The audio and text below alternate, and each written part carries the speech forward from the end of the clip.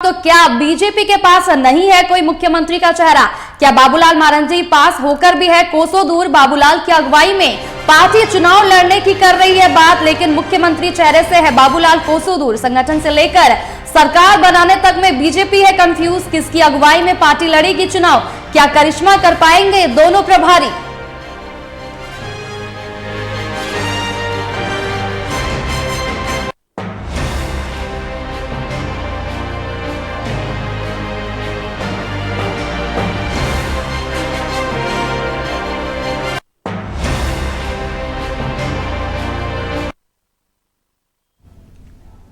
और इस खबर पर अधिक जानकारी के लिए हमारे सहयोगी चित्रंजन हमारे साथ जुड़ चुके हैं। सीधा उनका रुख करेंगे। चित्रंजन, कल की बैठक के बाद बीजेपी द्वारा यह फैसला लिया गया है कि बाबूलाल मरांडी के नेतृत्व में जो है वो विधानसभा चुनाव लड़ा जाएगा, लेकिन मुख्यमंत्री का चेहरा जो है अभी तक साफ नहीं हो पाया है। क्या लगता है कि बाबूलाल के नेतृत्व में चुनाव लड़कर कितना सफल हो पाएगी विधानसभा चुनाव में बीजेपी?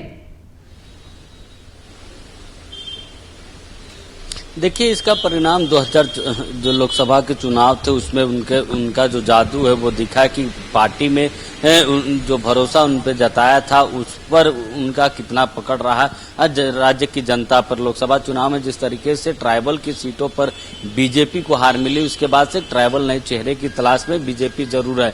देखिए, जहां तक मुख्यमंत्री चेहरे की बात है तो आपने सही कहा कि देखिए बाबूलाल मरांडी तो दोनों प्रभारियों के बीच में बैठे जरूर थे, लेकिन जब मुख्यमंत्री चेहरे को लेकर सवाल पूछे गए तो उन सवालों को टालते हुए नजर आए उन्होंने।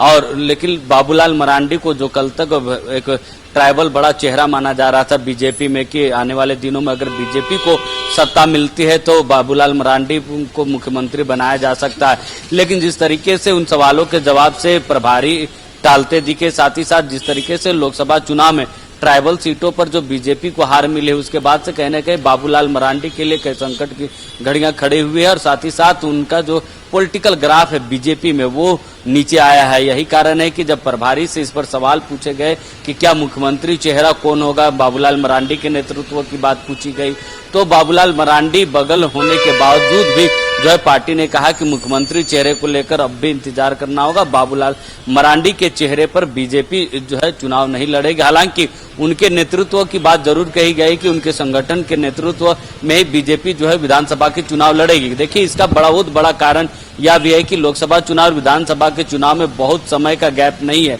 अगर ऐसे में पार्टी नए प्रदेश अध्यक्ष को लाती है तो पार्टी के पास सबसे बड़ी समस्या है कि जो प्रदेश अध्यक्ष बनाए जाएंगे वो कम समय में कैसे पार्टी के नेताओं को एकजुट करेंगे या फिर कैसे उनकी भूमि कार्य प्रणाली क्या होगी, उसमें ढलने में कई सारी चीजें समस्याएं आ रही है। यही कारण है कि लोकसभा चुनाव के बाद भी बाबूलाल मरांडी के रिप्लेस पर किसी और के नेता की अगुवाई में चुनाव न लड़के बाबूलाल मरांडी के ही चेहरे पर जो है बाबूलाल मरांडी की ही अगुवाई में संगठन की अगुवाई में विधानसभा के चुनाव लड़ा जाना है। और इसका सबसे बड़ा कारण यह भी है कि दो बड़े नेताओं को झारखंड का प्रभारी बनाया गया। हेमंता बिस्वा शर्मा और शिवराज सिंह चौहान को दोनों ही बड़े नेता है, दोनों ही बड़े नेताओं को झारखंड में प्रभारी बनाकर भेजा गया ताकि जो चूक लोकसभा चुनाव के समय हुई वो चूक विधानसभा चुनाव में ना हो। और देखिए, शिवराज सिंह चौहान का जो अगर आप देखेंगे तो ओबीसी से आते हैं तो ओबीसी फैक्टर पर भी पार्टी जो है झारखंड में काम कर रही है। ऐसे में हेमंता बिस्वा शर्मा जो है लगातार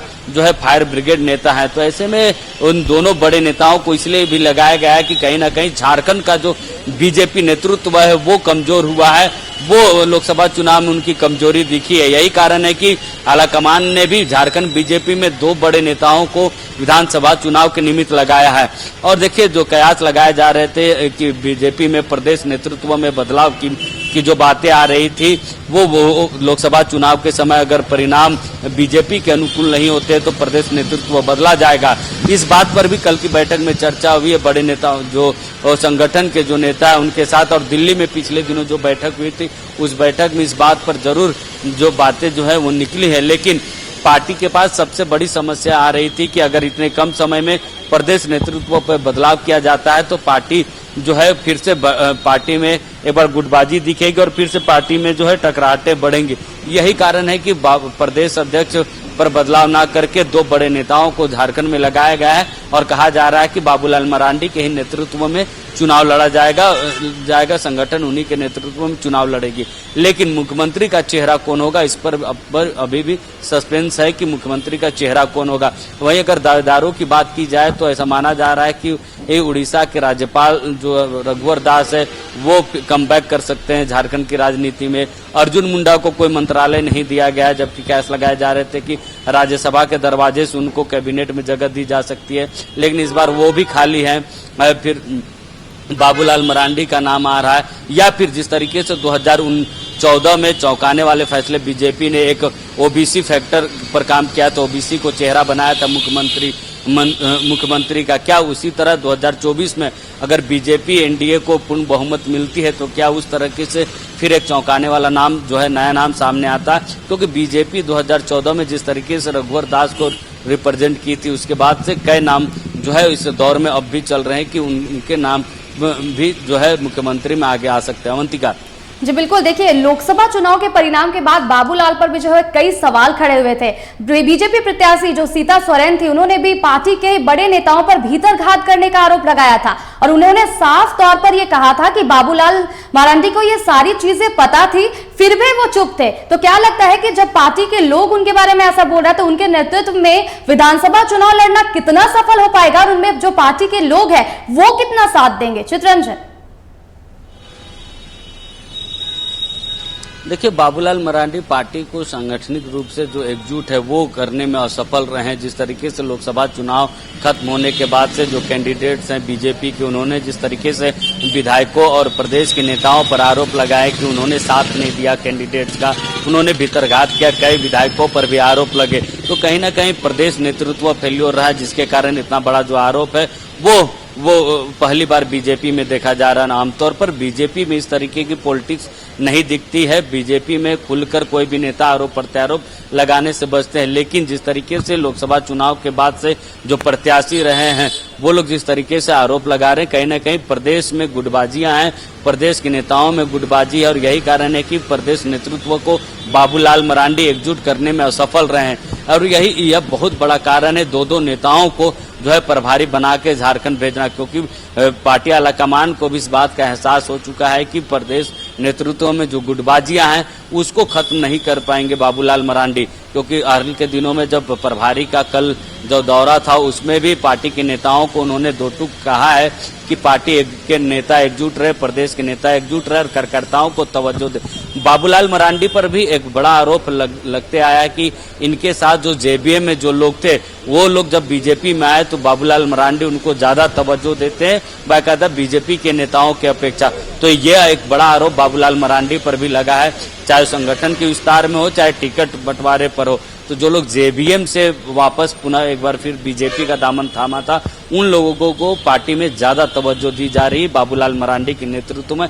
ये पार्टी के नेताओं के ही आरोप रहे हैं। तो बाबूलाल मरांडी पर कई आरोप इस तरीके के लगे, तो ऐसे में बाबूलाल मरांडी पर तो एक बड़ा प्रश्न चिन्ह लग रहा था। लेकिन जिस तरीके से विधानसभा के चुनाव अब नजदीक है, ऐसे में अगर पार्टी प्रदेश नेतृत्व पर बदलाव करती है तो पार्टी में एक बार फिर फूट पड़ेगी, पार्टी के कई नेता नाराज हो जाएंगे। तो इसमें पार्टी नहीं चाहती है कि विधानसभा के चुनाव के समय में पार्टी में कोई फेरबदल हो, पार्टी के नेताओं में कोई नाराजगी जैसी बात आए जिससे विधानसभा चुनाव में नुकसान हो। यही कारण है कि बीजेपी प्रदेश नेतृत्व में बदलाव को लेकर समय जो है बढ़ाया जा रहा है, टाला जा रहा है। और इसका एक बहुत बड़ा कारण यह भी है कि बीजेपी के पास अभी राष्ट्रीय अध्यक्ष का भी चुनाव होना है, क्योंकि जेपी नड्डा को अब केंद्रीय मंत्री बनाया गया है और बीजेपी में एक व्यक्ति एक पद जो है उस नियम से पार्टी को चलाती है। तो ऐसे में अब जेपी नड्डा कार्यकारी के बाद अब नया कार्यकारी अध्यक्ष किसी को बनाया जाएगा उसके बाद, क्योंकि विधानसभा चुनाव जो है नजदीक है। तो विधानसभा चुनाव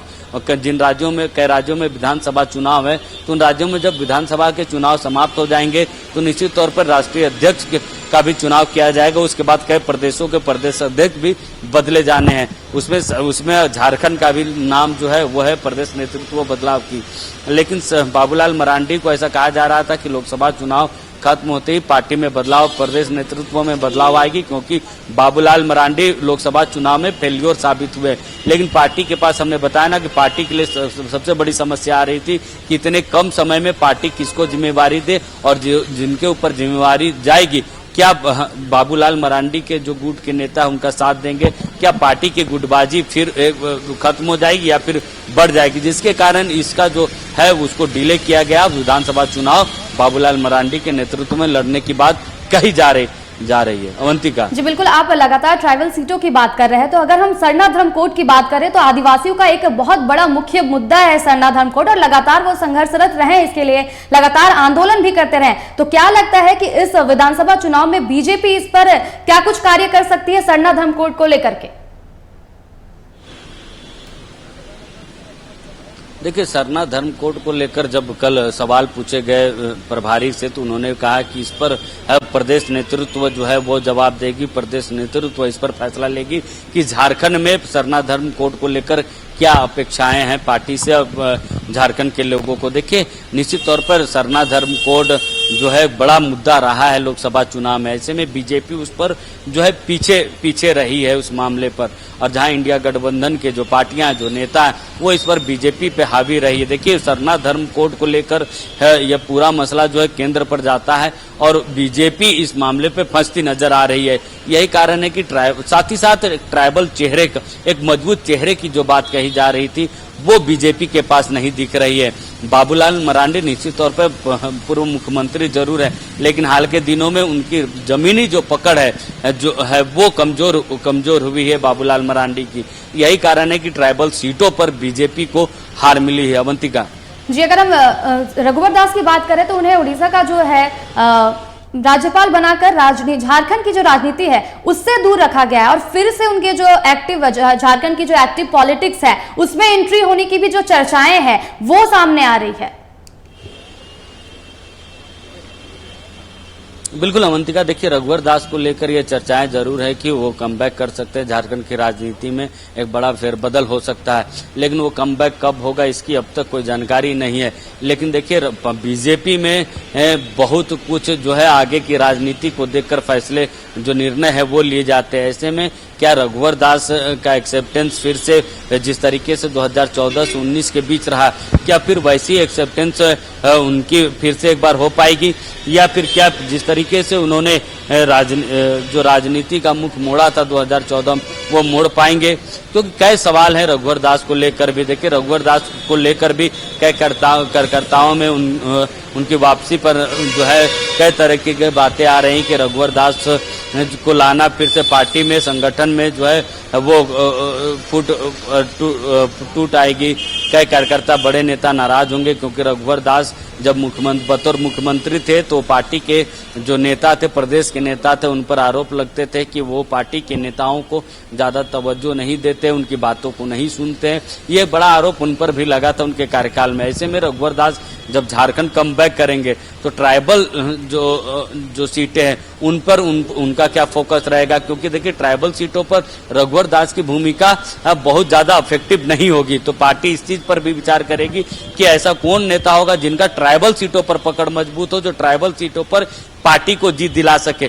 जनरल सीटों पर तो पार्टी की जो परफॉर्मेंस है वो अच्छी है ही, लेकिन ट्राइबल सीटों पर पार्टी की परफॉर्मेंस कैसे अच्छी हो सके, ट्राइबल सीटों पर पार्टी की पकड़ कैसे मजबूत हो सके और उस पकड़ को वोट में कैसे तब्दील किया जा सके, यह बड़ी समस्या है बीजेपी के लिए। अवंतिका, चलिए, बहुत बहुत धन्यवाद चित्रंजन इस खबर पर अधिक जानकारी हमसे साझा करने के लिए। तो देखिए, बीजेपी के अहम बैठक के बाद यह निर्णय लिया गया है कि बाबूलाल मरांडी के नेतृत्व में जो है ये विधानसभा चुनाव लड़ा जाएगा। हालांकि अभी तक जो बीजेपी में है मुख्यमंत्री का चेहरा वो साफ नहीं हो पाया है, लेकिन अगर बीजेपी बाबूलाल मरांडी के नेतृत्व में चुनाव लड़ती है तो विधानसभा में कितना सफल हो पाती है, ये देखने वाली बात होगी।